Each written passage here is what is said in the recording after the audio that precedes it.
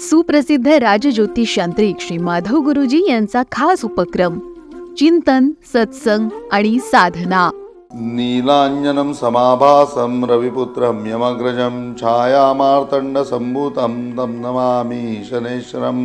कोणस्थपिङ्गलो बभ्रू कृष्णो रौद्रन्धको यमा शौरी शनैश्वरा मन्दा बिप्लादेन संस्थिता. ओम शं शनैश्वर भगवान की जय. श्री सच्चिदानंद सद्गुरु श्री साईनाथ महाराज की जय. ओम साईराम. कृष्णधाम यात्रा आपण सुरू ठेवत आहोत आणि कृष्णधाम यात्रा करत असताना उज्जैनमध्येच आपण आहोत आणि उज्जैनमधनं पुढचं जे श्रीकृष्ण धाम आहे त्या श्रीकृष्ण धामाला आपण मथुरेमध्ये भगवान श्रीकृष्ण परमात्म्यांनी जाऊन पुढे काय काय त्यांच्या आयुष्यामध्ये घडलं, काय काय पराक्रम देवांनी केले, काय काय रणनीती देवांनी आखली आणि कसं त्या ठिकाणी देवांचं पूर्णपणे स्वरूप झालं आणि मग त्यापुढे भगवान श्रीकृष्ण परमात्मा द्वारकेला निघाले. आज कुठेतरी द्वारकेला जाणार, त्या द्वारका धामामध्ये जाणार हे आमच्या कानावरती पडलं आणि आम्हाला खूप आनंद झाला की आमचं पुढचं सगळं जे काही शिक्षण आहे ते आता कृष्ण पण आम्हाला द्वारकेमध्ये शिकवला जाणार आहे आणि तो कृष्णसुद्धा आम्हाला द्वारकेमध्ये समजावून सांगितला जाणार आहे आणि त्या ठिकाणी आमचं हे शिक्षण आता होणार आहे. आणि द्वारकेमध्ये माहिती नाही तो मुक्काम किती असेल, द्वारकेमध्ये माहिती नाही किती दिवस आम्ही राहू आणि द्वारकेमध्ये तो कृष्ण आम्ही किती समजावून घेऊ, परंतु द्वारकेमधला कृष्ण समजून घेण्याकरता आमच्यामध्ये तेवढी मॅच्युरिटी येणं खूप गरजेचं आहे. द्वारकेमधले कृष्ण द्वारकाधीश भगवान आहेत, त्यांच्याकडे जात असताना आपल्याकडे देखील काहीतरी ज्ञान असायला पाहिजे आणि त्यांच्याकडे जात असताना आपली ज्ञानसंपदा ही चैतन्य स्वरूप करायची आहे. त्यांच्याकडे जात असताना ते आपल्याला घेऊन जाणार आहेत, तर सर्वात पहिले ते आपल्याबरोबर आहेत ही भावना निर्माण करणं खूप गरजेचं आहे. आणि तोच आम्हाला उपदेश जो उद्धवजींना भगवान श्रीकृष्ण परमात्म्यांनी दिला तोच उज्जैन नगरीमध्ये देण्यात आला की आता हे संपूर्ण तुम्ही समजून घ्या आणि ऑलवेज जीवनाचा प्रवास करत असताना प्रत्येक क्षणाला श्रीकृष्ण तुमच्याबरोबर आहेत, भगवान श्रीकृष्ण परमात्मा आपल्याबरोबर आहेत या गोष्टीचा विचार करा. बघा, प्रत्येक गोष्टीमध्ये तुम्ही विचार करताय आणि तुमच्याबरोबर देव आहेत हा विचार केल्यानंतर तुमचा प्रगट होणारा विचार किती सुंदर असेल आणि प्रत्येक गोष्टीमध्ये किती मोठी व्हील पॉवर तुमच्याबरोबर असेल, प्रत्येक गोष्टीमध्ये किती मोठा आत्मविश्वास तुमचा असेल, या सगळ्या गोष्टी त्यांनी आम्हाला जाणीव करून देत होते आणि आम्ही त्या सगळ्या गोष्टी फील करत होतो. भगवान श्रीकृष्ण परमात्मे यांच्या जीवनामध्ये म्हणण्यापेक्षा उद्धवांच्या आयुष्यामध्ये भगवान श्रीकृष्ण परमात्मा आले आणि चैतन्य स्वरूप ते संपूर्णपणे त्यांच्या आयुष्यामध्ये होते. श्रीकृष्ण परमात्म्यांच्या बरोबर उद्धवजी यांचे वेगवेगळे संवाद त्या ठिकाणी आता संपन्न व्हायला लागले आणि भगवान श्रीकृष्ण परमात्म्यांनी सांगितलेली एकच गोष्ट उद्धवांनी स्वतःच्या अगदी हृदयावर करून घेतली, ती म्हणजे देवाचा संघ कधीही सोडायचा नाही, भगवान श्रीकृष्णांचा संघ कधी सोडायचा नाही. म्हणून पुढच्या जीवनामध्ये उद्धवजी अगदी शेवटच्या क्षणापर्यंत भगवान श्रीकृष्ण परमात्म्यांच्या बरोबर होते. आज उद्धवजींचं हे चरित्र खरोखरी समजावून घेण्यासारखं आहे. उद्धवजी आणि भगवान श्रीकृष्ण संवाद कुठेतरी समजून घेण्यासारखा आहे आणि आपण वेगवेगळ्या प्रसंगामध्ये वेगवेगळ्या सत्संगामध्ये एखादी गोष्ट समजून घेत असताना या दोघांच्या अनेक संवादामध्ये प्रवेश करत असतो आणि त्याच माध्यमातून आपण उद्धवजींना समजून घेऊया, त्यावेळेला ते कुठेतरी आम्हाला जास्तपणे कळतील आणि जेवढे उद्धवजी आम्हाला कळतील तेवढे भगवान श्रीकृष्ण परमात्मा आमच्या जवळ राहतील. या भावनेने ते सांगण्यापाठीमागचा एक एक उद्देश असतो आणि आपण सगळ्यांनी त्या भावनेने ते ऐकून तसं तुमच्या आयुष्यामध्ये चिंतन केलं पाहिजे, तसं तुमच्या आयुष्यामध्ये त्याचा वापर केला पाहिजे.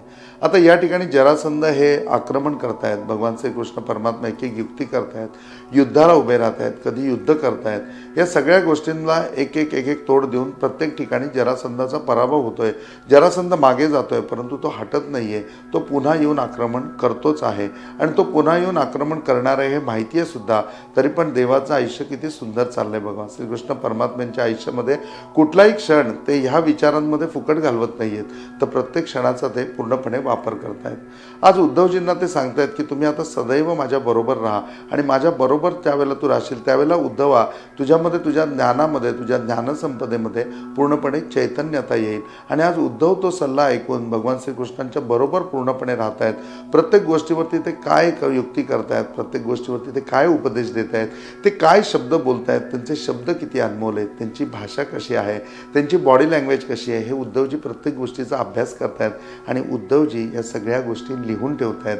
उद्धवजींकडे या सगळ्या गोष्टींचं नोटिफिकेशन आहे. आता या सगळ्या गोष्टी नोटीस करून त्या दररोज लिहून उद्धवजींना तो एक प्रवास अतिशय सुंदर वाटतो आहे आणि उद्धवजी या सगळा प्रवास भगवान श्रीकृष्ण परमात्म्याबरोबर करत असताना आज भगवान श्रीकृष्ण परमात्म्यांना एक पत्र येत आहे आणि ते पत्र आहे ते रुक्मिणी मातेचं पत्र आहे आणि रुक्मिणी माता या ठिकाणी घेते की मनोमनी मी तुम्हाला वरलेलं आहे, माझं तुमच्यावरती जीवापाड प्रेम आहे आणि आज या ठिकाणी आता काही दिवसांनी माझा विवाह सोहळा संपन्न होणार आहे. ही माझ्या विवाहाची तारीख काढलेली आहे, ही वेळ आहे आणि देवा त्याच्या अगोदर येऊन तुम्ही मला त्या ठिकाणून घेऊन जा आणि आपला विवाह पुढे संपन्न झाला पाहिजे. माझी तुमच्याबरोबर विवाह व्हावा ही एकमेव इच्छा आहे आणि मला खात्री आहे की तुम्ही मला घ्यायला याल.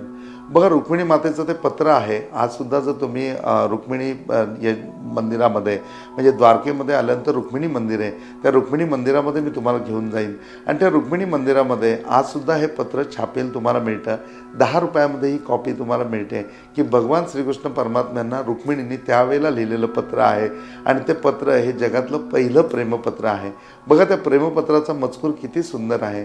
तिथे रुक्मिणी कुठेही असं लिहित नाही की देवा तुम्ही जर आलात नाही, तुम्ही वेळ साधली नाहीत तर माझं दुसऱ्याबरोबर लग्न होईल किंवा मला आत्महत्या करावी लागेल, मी जीव देईन, अशी भाषा कुठल्याही प्रकारे रुक्मिणी वापरत नाही.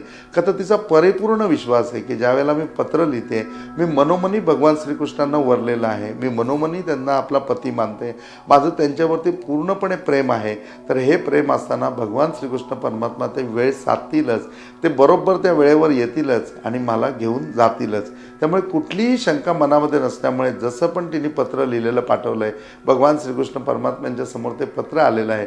त्यांना भविष्य माहिती आहे, परंतु भविष्य माहिती असूनसुद्धा रुक्मिणीच्या पत्राची ते वाट बघतायत. बघा आणि ज्यावेळेला रुक्मिणी मातेचं ते पत्र हातामध्ये घेतलं त्यावेळेला भगवान त्या ठिकाणी निघाले आणि बलराम विचारतात की अहो कुठे निघालात. त्यावेळेला बलरामजींना म्हणतात की चला आता नवीन पराक्रम करायला निघायचं आहे, नवीन आपल्याला पराक्रम करायचं आहे. आता बलराम म्हणतात की नवीन काय पराक्रम करायचं आहे. ते म्हणले चला आपल्याला तुमचं लग्न लावायचं आहे. आता लग्न म्हणल्यानंतर बलरामाला फार भीती वाटली, कारण बलरामजींचा विरोध होता की मी लग्न करणार नाही. ते काय म्हणायचे मी विवाह करणार नाही, का तर त्यांच्या आयुष्यामध्ये कोणी स्त्री आलेली नव्हती आणि भगवान श्रीकृष्ण परमात्मा हे कायम गोपिकांमध्ये, कायम राधाच्या बरोबर हे सगळं बघत असताना सुद्धा बलरामजींना वाटायचं की अजिबात नाही, म्हणजे आपण लग्नच करायचं नाही. आणि स्त्रीपासून ते 4 हात दूर असायचे. त्यांचं रोहिणीबरोबर जेवढं जमायचं तेवढंच त्यांचं यशोदेबरोबर पण जमायचं आणि देवकीपासून ते खूप लांब असायचे. म्हणजे की देवकीबद्दल त्यांना खूप आदर होता, परंतु देवकीच्या समोर गेल्यानंतर बलरामजी कधीही काही बोलू शकले नाही. अख्ख्या पूर्ण महाभारतामध्ये, कृष्ण लीलांमध्ये, उद्धवजींच्या संवादामध्ये कुठेही वाचलं तरी कुठेही बलरामजी आणि पूर्णपणे देवकी यांचा संवाद मिळत नाही. त्यांचा आणि यशोदेचा पूर्णपणे म्हणजे की संवाद असायचा आणि यशोदेला ते मनातली प्रत्येक गोष्ट सांगायची. यशोदेचं कृष्णावरती जेवढं प्रेम होतं यशोदेचं तेवढंच प्रेम बलरामजी यांच्यावर सुद्धा होतं. बलरामजींची आई रोहिणी ही त्यांना प्रचंड प्रिय होती. रोहिणीचं जेवढं प्रेम बलरामजींवर होतं तेवढंच प्रेम सुभद्रेवर पण होतं आणि तेवढंच प्रेम भगवान श्रीकृष्ण परमात्म्यावरही होतं. आणि मग या सगळ्या त्रिकुटामध्ये दौरा करत असताना आता हा पराक्रम करायचा म्हणजे आपलं लग्न लावतायत का देव, अशा विचारांनी बलरामजी म्हणले मी येणार नाही. त्यावेळेला ते म्हणले की अहो लग्न म्हणजे तुमचं लग्न नाही हो, माझं लग्न लावायचं आहे आणि त्याच्याकरता आपल्याला वधू आणायचे. बलरामजी नादत म्हणले हा मग चला मी माझा हाल घेतो म्हणजे नांगर घेतो आणि येतो, काय तिथे पराक्रम करायचा असेल तो सगळा पराक्रम मी करीन. आणि भगवान श्रीकृष्ण परमात्म्यांना तेवढंच हवं होतं, कारण पराक्रम करत बसले असते तर रुक्मिणीला घेऊन येता आलं नसतं. त्यामुळे रुक्मिणीला पळवून आणायचं होतं आणि कोणीतरी पराक्रम करायचं आहे म्हणून बलरामजींना बरोबर घेतलं. आणि मग तो संपूर्ण प्रसंगामध्ये त्या ठिकाणी रुक्मिणी माता बसलेल्या होत्या आणि गौरीहाराचं पूजन चाललेलं होतं. लग्नाचा कुठलाही विधी म्हणजे कुठलंही पुढचं संपन्नता एकमेकाच्या समोरसुद्धा आलेल्या नाही आहेत आणि समोर आलेल्या नाही आहेत कारण त्यांना माहिती आहे की ज्याच्याबरोबर आपल्याला लग्न करायचं आहे तो आपल्याला घ्यायला येणार आहे. तेवढ्यात त्या ठिकाणी भगवान श्रीकृष्ण परमात्म्यांचं आगमन झालं. म्हणतात असं की त्या मंदिरामध्ये पाठीमागच्या बाजूला रुक्मिणी माता ही पूर्णपणे गौरीहाराचं पूजन करत होती आणि त्या ठिकाणी भगवान श्रीकृष्ण परमात्मा आले. श्रीकृष्ण परमात्मा आलेले हे रुक्मिणीला न बघता सुद्धा कळलं आणि ते तिकडनं उठली आणि त्यांच्याबरोबर निघून गेली.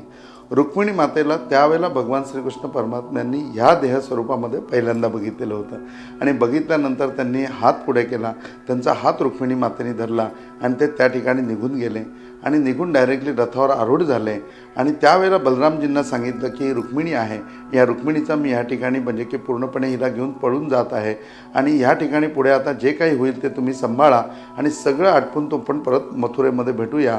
आणि रुक्मिणीला रथामध्ये घेऊन त्या ठिकाणी भगवान श्रीकृष्ण परमात्मा निघाले.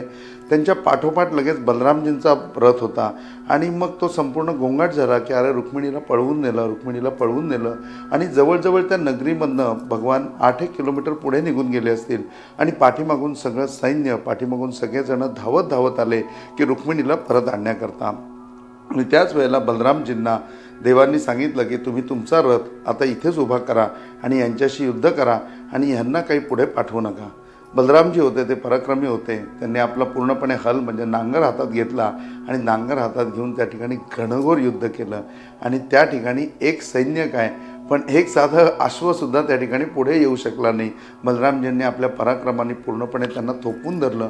सगळेजण पळकुट्यासारखे मागे पाठ दाखवून पळून गेले आणि त्या सगळ्यांना सोडून 2 दिवस त्या ठिकाणी युद्ध करून बलरामजी त्या ठिकाणून परत मथुरेस यायला निघाले आणि त्या 2 दिवसामध्ये भगवान श्रीकृष्ण परमात्मा या ठिकाणी रुक्मिणीला घेऊन मथुरेमध्ये आले. आज रुक्मिणीजींचं देखील मथुरेमध्ये आगमन झालेलं आहे आणि यशोदा विचारते की हे कोणाला घेऊन आलायस आणि का आणलंयस. त्यावेळेला ते म्हणतात की रुक्मिणी आहे आणि हिच्याबरोबर मला विवाह करायचा आहे. आणि तिच्याबरोबर विवाह करायचं म्हटल्यानंतर तिचं ते रूप बघितलं, लक्ष्मीसारखी ती सुंदर आहे. म्हणजे एकनाथी भागवतामध्ये जर आपण वाचलं तर त्याच्यामध्ये रुक्मिणी मातेचं खूप सुंदर वर्णन, ती रुक्मिणी माता कशी आहे हे एकनाथ महाराजांनी लिहिलेलं आहे. आणि त्या एकनाथ महाराजांनी ते लिहिलेलं वर्णन अगदी वाचल्यानंतर आपल्यासमोर रुक्मिणी कशी असेल ही आपण कल्पना करू शकतो. ती लख गोरी पान होती आणि मग म्हणजे की आता हिच्याबरोबर विवाह करायचा आहे असं हा म्हणतोय. यशोदेने तिला आतमध्ये घेऊन गेलं, तिला बसवलं, तिला प्यायला पाणी वगैरे दिलं आणि तिची म्हणजे की ती दमली असेल म्हणून तिची सेवा करण्याकरता 2 दासी तिच्या सेवेमध्ये लावल्या आणि मग ती तशीच श्रीकृष्णाकडे आली आणि श्रीकृष्णाला म्हणाली, अरे तुला काय कळतं का, कुणालाही उचलून घेऊन येतोस, अरे ती किती सुंदर आहे, ती किती गोरी आहे आणि तू किती काळा आहेस, जरा तुझ्याकडे एकदा बघ आणि ही तुला शोभेल का, असं तू हिला घेऊन आलायस, तिला ते मान्य आहे का आणि तिला असं पळवून आणलंयस, तिला विचार की खरोखरी तिला तू चालशील का, तिला तू पसंत आहेस का. आणि माझ्यासमोर ज्यावेळेला ती या सगळ्या प्रश्नांची उत्तरं देईल की हो मला पसंत आहे, हो मी याच्याबरोबर विवाह करणार आहे, तरच मी त्याच्याबरोबर तुझा विवाह लावून देईन, नाही तर मी स्वतः तिला तिच्या घरी पोचवून येईन, असं यशोदा माता त्या ठिकाणी भगवान श्रीकृष्ण परमात्म्यांना सांगतायत. आणि तेवढ्यात बलरामजी त्या ठिकाणी येत आहेत आणि मग बलरामजी यशोदेला सांगतायत की असं त्यांनी पत्र पाठवलेलं होतं आणि तेव्हा कृष्ण तिला घ्यायला गेलेला होता आणि मी आता तिकडे संपूर्ण पराक्रम करून परत आलेलो आहे आणि मला खूप भूक लागलेली आहे, तू माझ्या जेवणाची व्यवस्था कर. मग या ठिकाणी आता रुक्मिणीचं आगमन देखील त्या ठिकाणी झालेलं आहे आणि रुक्मिणीचं आगमन झालेलं असताना रुक्मिणी यशोदेच्याकडे पूर्णपणे राहते, त्या ठिकाणी दासी तिची व्यवस्था करतायत आणि आता तिच्या मनातल्या सगळ्या गोष्टी श्रीकृष्ण परमात्म्यांबद्दलचं प्रेम जाणून घेतल्यानंतर यशोदा मैयाने देखील सांगितले की नाही याच्याबरोबरच आता श्रीकृष्ण परमात्म्याचं लग्न व्हायला पाहिजे. तर मग तिची राहायची व्यवस्था म्हणून मग बलरामाला पूर्णपणे श्रीकृष्ण परमात्म्यांच्या महलामध्ये आणलेला आहे आणि बलरामांचा जो पूर्णपणे महल आहे तो रुक्मिणीला राहायला दिलेला आहे. रुक्मिणीची स्वतंत्र व्यवस्था आहे, तिला संपूर्ण त्या ठिकाणी दासी सेवेकरता दिलेले आहेत आणि लवकरच चांगला मुहूर्त बघून तुमचं दोघांचं लग्न लावू असं त्या ठिकाणी यशोदेने सांगितलेलं आहे. भगवान श्रीकृष्ण परमात्म्यांच्या मथुरेमधला हे एक इतिहासातलं सुंदर पान आहे. त्यांच्या आयुष्यामधला हा एक सुंदर क्षण मथुरेमध्ये त्यांनी टिपलेला आहे. आज या क्षणावरती आणि भगवान श्रीकृष्ण परमात्म्यांच्या चरित्रामध्ये आणि आपल्या 4 धाम यात्रेमध्ये इथेच थांबूया. ओम साईराम.